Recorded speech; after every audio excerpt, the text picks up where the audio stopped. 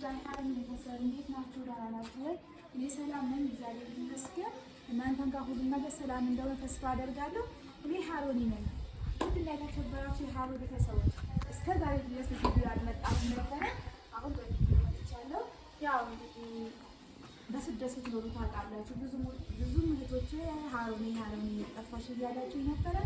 ያው በምን ችግር እንደሆነ ታውቃላችሁ። ብዙም ጎበዝ ቀና መስራት አይሰለኝም።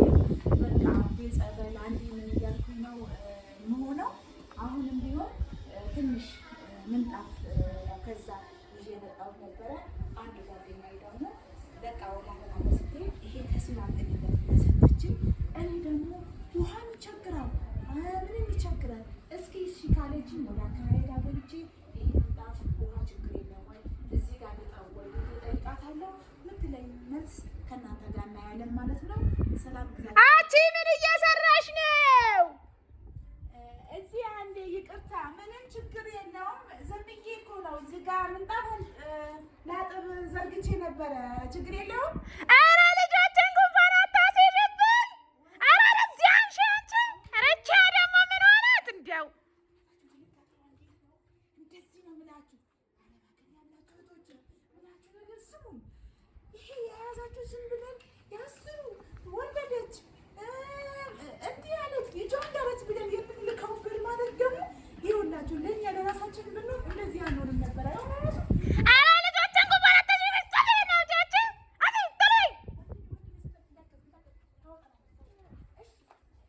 እንደው እኔ ልጆችን ጉንፋን ያዘብኝ ምን ላድርግ እላለሁ። አንቺ ምንጣፍሽን ቆሻሻሽን አንጥፈሽ ደግሞ ከእኔ ያመጣሽው የምንጣፍ ደግሞ ማን የሰጠሽ?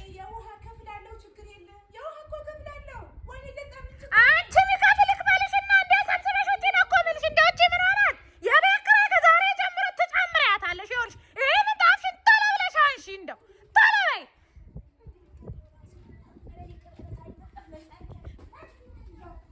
እቺ ምን ሆናት? እንደው ግማታም እንዲህ ከእኔ ያመጣችው እቺ።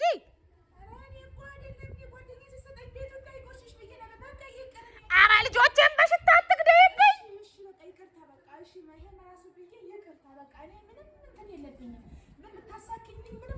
ኧረ አንቺ የሚያጥቢ ጠብሽና የኔ ግቢ ተማምነሽ ምንጣፉን የተቀበልሽው ከየት አባሽ ነው የምንጣፍ ያመጣሽው? እስከ ዛሬ ድረስ አላየሁትም ነበር።